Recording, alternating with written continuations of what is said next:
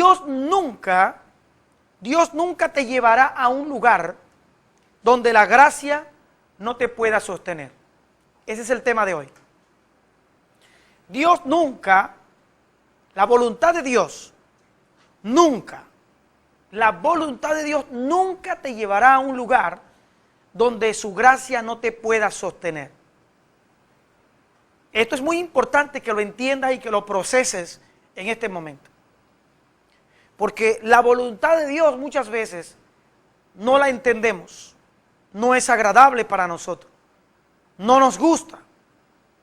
Pero lo importante de todo esto es que tú tienes que tener presente, es que su voluntad, a donde pueda llevarnos, a donde pueda introducirnos, debes tener la confianza que donde la voluntad de Dios te lleve, donde siempre te vaya a llevar, a cualquier lugar,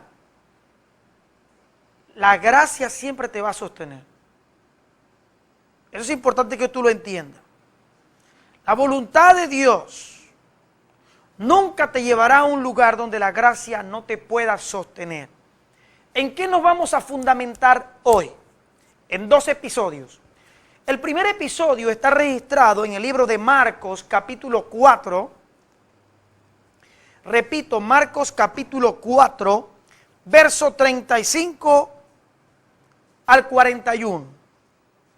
Y el otro pasaje es el libro de Lucas capítulo 22, verso 39 al 44. 2 pasajes, oído a lo que quiero informarles en este momento.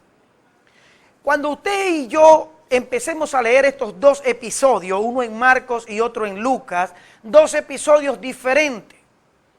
Pero lo importante en estos 2 episodios es que ocurren cosas muy similares. Habla de dormir, levantarse, habla de un episodio, de un fenómeno circunstancial en los 2. Logramos observar en este pasaje cómo la voluntad de Dios es perfecta donde pueda llevarnos, porque aunque sea algo muy difícil, su gracia nos va a sostener. Entonces no se te puede olvidar, la voluntad de Dios, ¿ok?, te llevará a un lugar. La voluntad de Dios nunca, vuelvo y repito, la voluntad de Dios nunca te llevará a un lugar donde su gracia no te pueda sostener. Entonces, Marcos capítulo 4, verso 35 dice lo siguiente: aquel día, cuando llegó la noche, les dijo, ojo con esto, les dijo, pasemos al otro lado. Y dice, y despidiendo a la multitud, dice, le tomaron como estaba en la barca. Y había también con él otras barcas. Pero se levantó una gran tempestad de viento y echaba las olas en la barca, de tal manera que ya se anegaban, y él estaba en la popa durmiendo sobre un cabezal. Y le despertaron y le dijeron, maestro, ¿no tienes cuidado que perecemos? Y levantándose reprendió el viento y dijo al mar, calla, enmudece. Y cesó el viento y se hizo grande bonanza. Y él le dijo, ¿por qué estáis así, amedrentados? ¿Cómo no tenéis fe? Entonces temieron con gran temor y se decían el uno al otro, ¿quién es este que aún el viento y el mar le obedecen?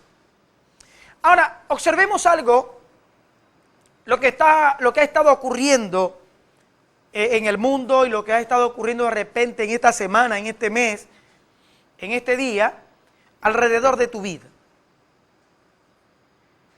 De repente tú no puedes escapar de las circunstancias difíciles que puedas estar viviendo en este momento.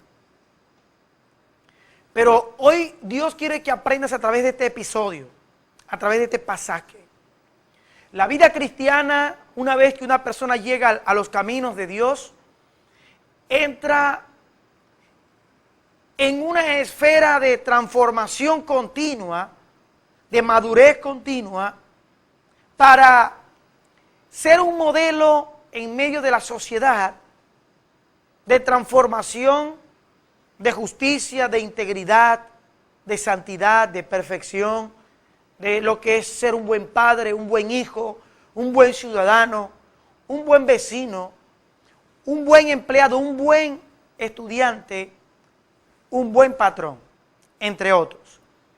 Ahora, nos hemos visto que cuando nosotros accionamos a pasar al otro lado, ocurren cosas que en nuestras vidas no están previstas. Y cuando en nuestra vida, hay cosas que no están previstas, tienden a desestabilizarnos emocionalmente. Pues esto fue lo que ocurrió en este pasaje. Yo hace semanas le hablé a usted y le dije que Dios siempre te va a mostrar el principio y el final. Nunca Dios te va a mostrar el centro. Dios te va a mostrar lo que es la parte donde te puede llevar a momentos tan difíciles. Pero Dios requiere del hombre, Dios requiere del individuo, de la persona, que logre entender esta fórmula. Si tú logras entender esta fórmula, lo que te estoy dando hoy es una fórmula. Así como hay una fórmula para física, para biología, hay fórmulas para resolver problemas. Yo quiero decirte que esta es una fórmula que soluciona problemas. Si la voluntad de Dios dice, la voluntad de Dios nunca te llevará a un lugar donde la gracia no te pueda sostener. Tienes que estar confiado y entendiendo que cuando vives momentos difíciles, cuando vives momentos que no están previstos en tu vida, no temas, porque si Dios te ha introducido a ese lugar, quédate tranquilo, porque la voluntad va a hacer conexión con su gracia, y esa voluntad que te introdujo a ese lugar va a hacer que la gracia de Él te sostenga en los momentos más difíciles de tu vida. Ahora, cabe destacar en este episodio algo importante. Jesús le dice a los discípulos, pasemos al otro lado. El pasar al otro lado significa transición, significa transformación, significa cambio. Ahora, el estar en este lugar y pasar al otro lado significa que tú y yo tenemos que cambiar. Jesús está haciendo una invitación hoy al pueblo de Machique. Jesús está haciendo una invitación hoy a todo el pueblo cristiano. Jesús está haciendo una invitación hoy a todos los cuerpos de seguridad que juntamente con Él pasen al otro lado. El pasar al otro lado significa transición, significa transformación, significa cambio. Y eso es lo que Dios está pidiendo hoy de usted y de mí. Ahora le dice, los involucra. Dice, pasemos al otro lado. ¿En qué iban a pasar? Iban a pasar en una barca. Y la barca tenía que tener un dueño. La barca tenía que tener habitantes. ¿Qué puede ejemplificar tu barca en esta tarde? Tu casa, tu empleo, tu empresa, tu carro y sobre todo tu vida. Tu vida es la mayor barca, donde tú necesitas embarcar a Jesús para que cuando las tempestades circunstanciales vengan a tu vida, tú puedas despertarlo a Él y Él pueda hablarle al viento y el viento pueda enmudecer y hacer bonanza. Ahora fíjese que en este pasaje logramos ver entonces que Jesús se involucra y le dice a todos, pasemos al otro lado. Pero lo que menos ellos se imaginaban que era, al pasar al otro lado, se encontraban en el medio de la orilla que partían al lugar donde iban a llegar. En el medio de ese tramo iban a tener un momento difícil. Y hay varias cosas que yo quiero destacar acá, en este pasaje. Y lo primero que quiero destacar acá es que se levantó un gran viento. Jesús reprendió el viento, dio una orden y pareciese como que el viento tuviese oído.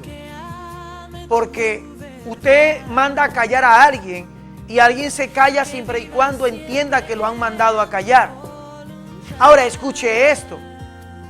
Es tan trascendental que usted y yo logremos entender que la multitud dice que tomaron las barcas que habían y había también con él otras barcas, pero que en ese momento se levantó una gran tempestad. Ahora fíjese, en medio de la tempestad alguien está durmiendo, y es el pasaje que voy ahora a relacionar, a ilustrar de tal forma para que vean que en los dos lugares alguien estaba durmiendo. En este caso era Jesús. Jesús estaba en la popa de la barca y dice que se levantó una gran tempestad.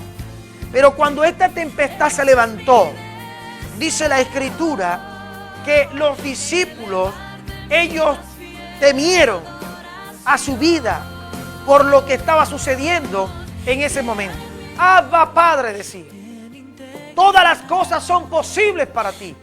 Aparta de mí esta copa, mas no lo que yo quiero, sino lo que tú quieres. Ahí están dos cosas importantes: la voluntad del hombre y la voluntad de Dios. ¿Qué es lo que quiere hacer la voluntad del hombre? Beber, tener 4 mujeres, porque ya sacaron la última estadística. La última estadística ya dice que son 15 mujeres para cada hombre. ¿Qué les parece? ¿Sí? Ahora, cada vez este tipo de información más pervertida, entonces dicen los hombres, no, pero es que imagínense, son 15 mujeres para un hombre. El hombre entonces empieza a sumergirse en la promiscuidad, en el adulterio, en la fornicación, en el abandono de los hijos, en el abandono del hogar, y empieza una proliferación en la sociedad que empieza entonces a emerger la delincuencia, empieza a emerger tantas cosas que casualmente hoy estamos viviéndolas. Porque el hombre quiere hacer su voluntad, la mujer quiere hacer su voluntad. La mujer está unida hoy a su esposo y de repente el esposo le salió un poquito de porche, de panza, lo que uno llama. Ella no lo quiere, ya quiere al fisiculturista porque se le ve a su esposo se le ve una bola y a aquel se le ve 4 o 6 cuadros. Entonces podemos ver ya que ya no lo quiere, sino que quiere a otro. ¿Ah? Porque el hombre siempre está tratando de buscar, de hacer su voluntad y no la voluntad de Dios. Porque la voluntad de Dios para usted no es fácil. Porque usted tiene que dejar, tiene que tomar una cruz, tiene que darle a las personas, darse a las personas. Sencillamente eso. Ahora no, ahora es la supremacía del más fuerte. Si yo puedo lograr aplastarte a ti, te aplasto. No, eso no es así. Eso no fue lo que Jesús vino a hacer a la tierra. Por eso es que tenemos hoy un mundo muy disparejo. Hoy por eso podemos ver las desventajas que tiene el mundo en este tiempo. Ahora, aquí Jesús expresó, siendo el Hijo de Dios, no se haga mi voluntad, sino la tuya. ¿Te has puesto a preguntar si te has unido a ese hombre y estás haciendo en la voluntad tuya? Ay, pastor, pero es que me gusta. No, pero ya va. Yo te pregunto si tú quieres tener éxito. Yo te quiero preguntar si tú quieres ser feliz. No te dejes llevar por tu voluntad, tienes que dejarte llevar por principios. Por principios. Por eso que vemos hoy a tantas mujeres que tienen un kinder en su casa, tienen un multihogar, lo único que hay que ponerle es llevarle toda la comida, porque tienen un hijo de uno, Juan, uno de Pedro, uno de Luis, uno de estos, porque siempre están siendo engañadas. Siendo engañadas, son multihogares en sus casas. ¿Pero por qué? Ay, es que él sí era bonito. Ay, es que él sí se reía bonito. Ay, es que yo le veía los músculos a él. Entonces vemos las mujeres movidas por una emoción, porque ¿qué hay en la voluntad? En la voluntad reside las emociones, los sentimientos, ¿me entiendes? Las emociones, los sentimientos. Por eso es que ahí dicen las parejas a veces, ya yo no amo a Juana, ya yo no amo a Pedro. ¿Por qué no le amas?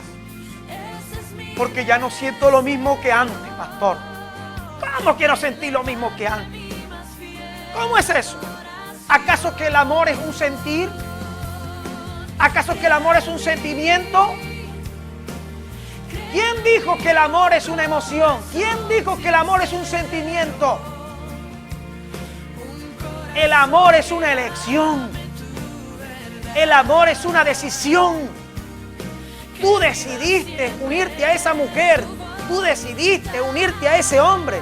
Tú decidiste hacer eso. No me vengas con ese cuento ahora, con que ya no lo ama. Eso es que hay otro o hay otra. Olvídese de eso. Usted se está moviendo en la carne, no en el espíritu.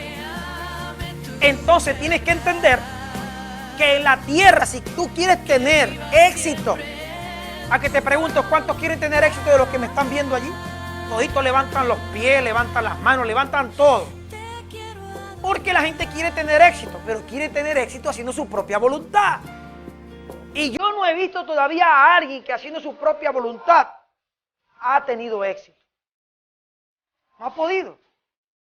Pero el que hace la voluntad de Dios sí permanece para siempre. Por eso es que estaba enfrentándose la voluntad de un hombre con la voluntad de Dios. La voluntad de un hombre era no ir a la cruz. La voluntad de Dios era ir a la cruz. Pero en la cruz, en medio de su muerte, ya Dios había preparado lo que dice Efesios capítulo 1. Esto me encanta. Yo quiero que vaya conmigo. Vaya conmigo para que lea esto. Esto te va a levantar, te va a impulsar. Mira lo que dice el libro de Efesios capítulo 1, versículo 20. Para que tú veas algo. Mire que cuando Jesús estaba muriendo ya en la cruz, que murió, ya había algo preparado.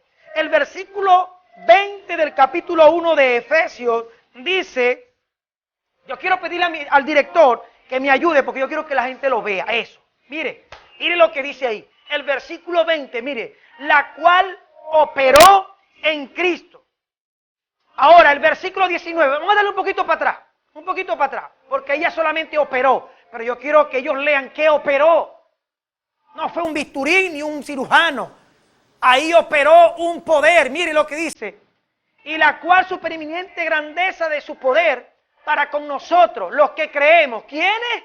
Los que creemos. No te escucho. ¿Quién? Los que creemos. Según la operación de su poder, del poder de su fuerza. El poder de su fuerza, tal, dice, la cual operó en Cristo, resucitándole de los muertos y sentándole a su diestra, a su diestra en los lugares celestiales, sobre todo principado, sobre toda autoridad y poder y señorío y sobre todo nombre que se nombra, no solo en este siglo, sino también en el venidero. ¿Qué te parece? ¿Qué te parece? La voluntad de Dios nunca te va a llevar a un lugar donde la gracia no te pueda sostener. Para Dios su voluntad era que Jesús muriera en la cruz. Pero ya Dios había preparado su poder para levantarle al tercer día sobre los muertos. Ese mismo poder está preparado para que a usted y a mí también nos levante como levantó a Jesucristo. ¡Ja, ja! ¡Gloria al Señor! Ahora fíjese, observamos entonces acá que en el verso 37 dice, vino luego y los halló despiertos, no los halló durmiendo. Él los dejó y cuando vino los halló de otra forma. ¡Wow! Tremendo esta revelación. Dice que cuando se fue los dejó de una forma y cuando regresó los encontró de otra. Cuando se fue los dejó sentados y despiertos.